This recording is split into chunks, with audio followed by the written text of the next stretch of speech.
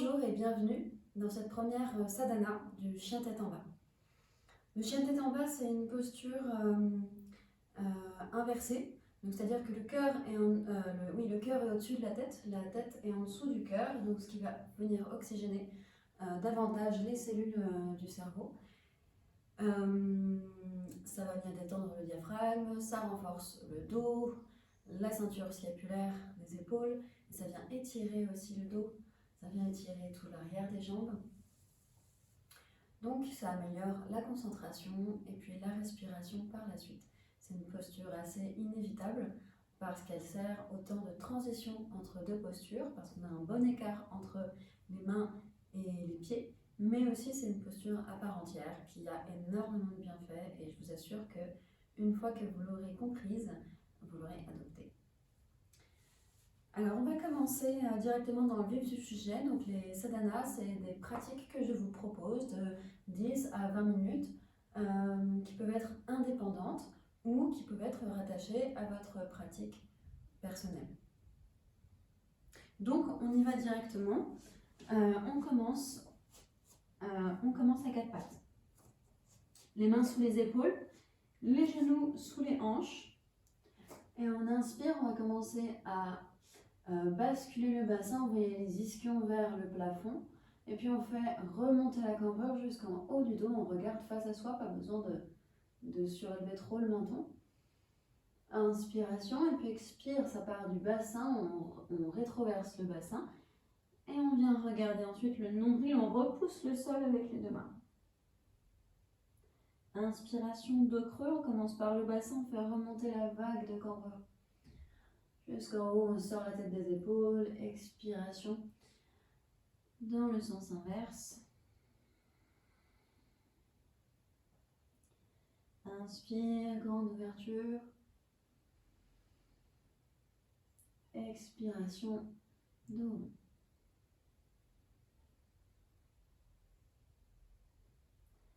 Inspire. Expire. Ça, c'est pour venir assouplir le dos. Commencer à mettre du mouvement, de la conscience au niveau des vertèbres, au niveau de toutes les articulations.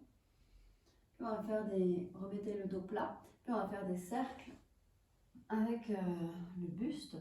Donc on va venir comme ça échauffer un petit peu les poignets, les hanches, genoux. Et dans l'autre sens.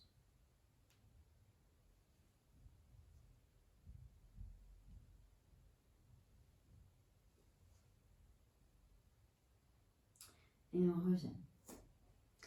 On va écarter les genoux plus larges que les hanches, à peu près à la largeur de votre tapis. On garde les talons en contact, les orteils en contact. On va faire un bon pas avec les mains vers l'avant.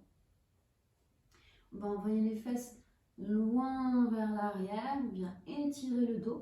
On ne vient pas s'asseoir avec les fesses sur les talons. On garde bien les cuisses à la verticale. Mais on allonge le dos, on étire le plus possible, on repousse le sol avec les deux mains. Et puis on va venir petit à petit rapprocher la poitrine du sol. On va faire attention à ne pas mettre tout le poids du corps sur les coudes, mais le poids du corps reste bien sur les mains. On dépose soit le front, soit le menton.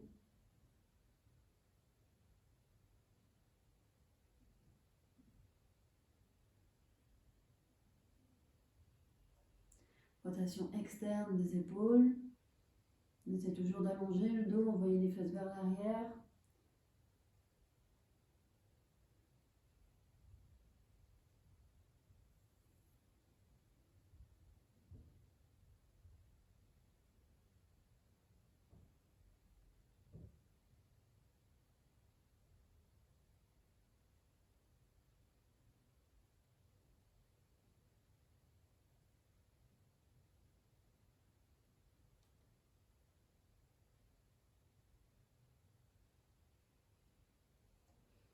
Prochaine inspiration, on remonte. On ramène les mains. On rassemble les genoux. On va venir se mettre à genoux. Et on va replier. On va ramener le pied droit sur le sol devant. Le talon qui reste dans le sol, le talon qui vient rapprocher de la fesse. Donc la fesse gauche est sur le talon gauche. Inspiration, on allonge le buste. Et à l'expiration, on va venir se pencher vers l'avant. On va déposer soit l'aisselle, soit la poitrine sur le haut de la cuisse, vers le genou. Et à l'expiration, on va déposer tout le poids du corps sur la jambe droite et le talon ne décolle pas du sol. Ça va venir vous étirer au niveau de la cheville, au niveau du bas du mollet.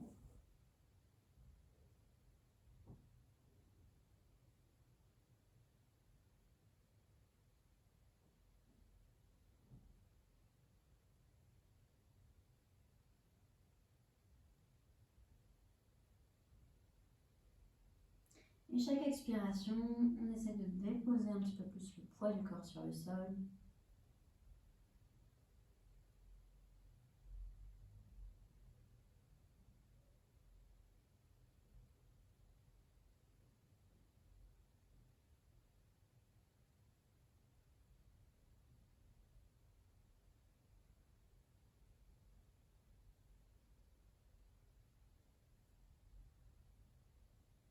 Prochaine inspire, on remonte. On va faire pareil de l'autre côté. Pied gauche sur le sol, talon proche de la fesse. Inspiration. Et à l'expiration, on dépose le poids du corps sur la jambe gauche. On détend la nuque, on détend la tête.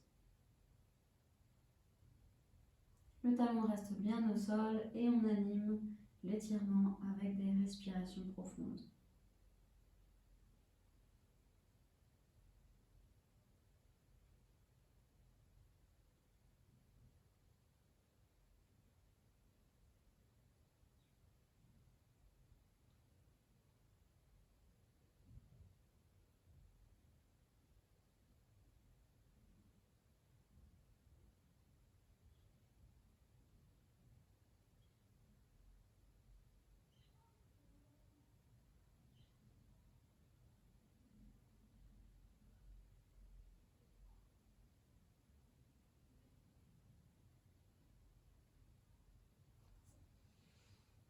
Inspiration, on remonte.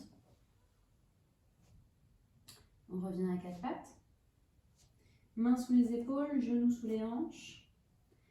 On va faire un exercice de protraction des épaules. Inspiration, on va repousser le sol avec les deux mains. Le bas du dos reste bien neutre. On ne s'occupe pas du bas du dos. Expiration, on va relâcher la poitrine vers le sol et vous allez voir que ça fait un peu, vous savez, comme les ailes d'ange, enfin les petites ailes dans le dos au niveau des omoplates, il y a un petit creux qui se forme. Ça, c'est quand on a les rhomboïdes qui sont bien relâchés. Là, on relâche et là, on repousse. Inspiration, les omoplates viennent se plaquer contre la cage thoracique. Expire, on relâche. Inspire, les omoplates se plaquent contre la cage thoracique. Et on relâche. Inspire. On repousse, c'est le point entre les deux omoplates qui vient vers le plafond, qui est tiré vers le plafond. Relâche. Et une dernière fois, on va bien ancrer les mains dans le sol, les coussinets qui vont appuyer dans le sol, projeter les orteils et soulever les genoux. On soulève les genoux quelques centimètres au-dessus du sol, on va faire un petit peu de gainage, on rentre le nombril. Toujours en protraction au niveau des épaules, repousse le sol et on respire.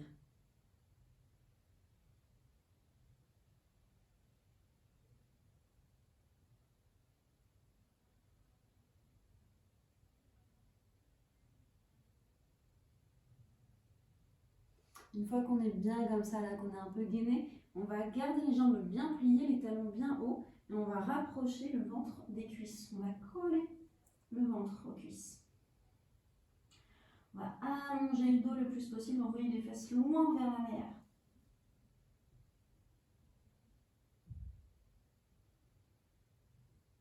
On allonge le dos, les omoplates se plaquent au niveau de la cage thoracique. Et petit à petit, on va venir tendre les jambes, une jambe après l'autre. On va faire un petit mouvement comme si on pédalait.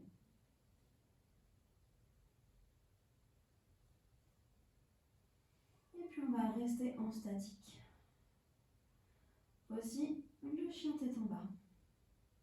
Donc normalement, on a un triangle équilatéral, c'est-à-dire que tous les côtés de notre triangle sont égaux. On va revenir un petit peu sur la position dans Adho Mukha Svanasana, donc le chien tête en bas. On a l'option que je vous ai proposée, celle des mains en dessous des épaules et des genoux en dessous des hanches. On a aussi une autre option. Vous avez les orteils crochetés contre les tapis et on va poser les fesses sur les talons. Et on va venir étirer les mains devant. Ça va dépendre des morphologies. Pour les personnes qui ont des longs bras, on va garder les mains là où elles sont et on va revenir dans le quatre pattes. Donc vous voyez qu'il y a plus d'écart entre les mains et les genoux. En fait, on a fait un petit pas vers l'avant. Et là, on va essayer de monter dans le chien tête en bas. On va passer directement dans la posture sans passer par le gainage. Et vous avez une sensation différente. Donc, je vous laisse expérimenter les deux et adopter la position des mains et des pieds qui vous correspond. En tout cas, dans le chien tête en bas, on repousse le sol, coussinet des mains, bien ancré dans le sol. Allongement du dos, fesses vers l'arrière, ventre vers le haut des cuisses. On a les jambes bien détendues. On n'est pas obligé d'avoir les talons qui touchent le sol. On peut même avoir les jambes pliées pour avoir le dos bien allongé.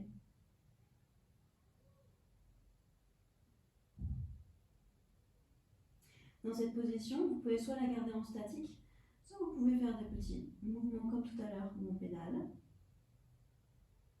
Vous pouvez aussi vous déplacer votre bassin sur les côtés pour venir détendre vos flancs.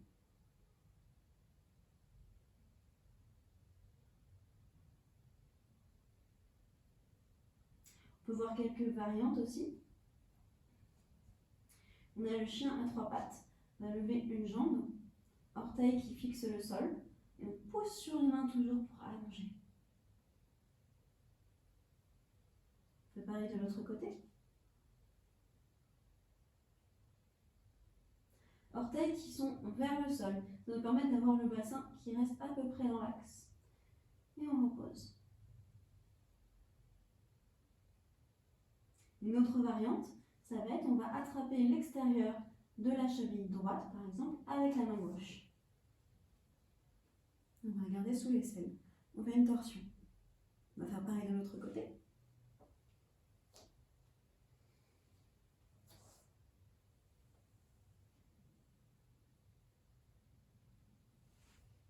Voilà, pour le chien tête en bas, c'est quand même plus pratique d'avoir des tapis qui ne glissent pas.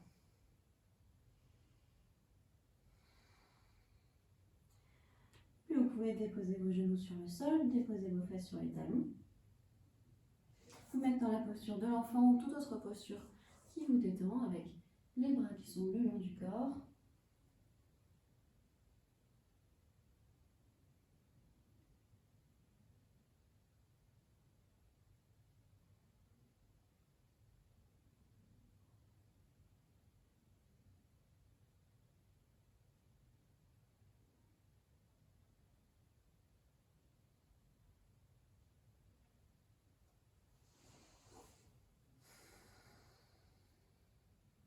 Voilà pour cette mini pratique autour de Adho Mukha Svanasana.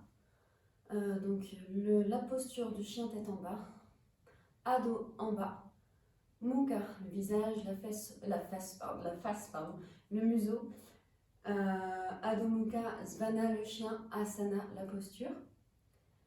C'est une posture donc, qui a de nombreux bienfaits comme je vous l'ai dit au début. Je vous ai pas dit aussi que ça permettait de bien détendre la nuque, d'inverser le poids au niveau des cervicales. Ça permet aussi de calmer le rythme cardiaque une fois qu'on a adopté la posture. Et voilà, je vous dis un grand merci et rendez-vous à la prochaine pratique.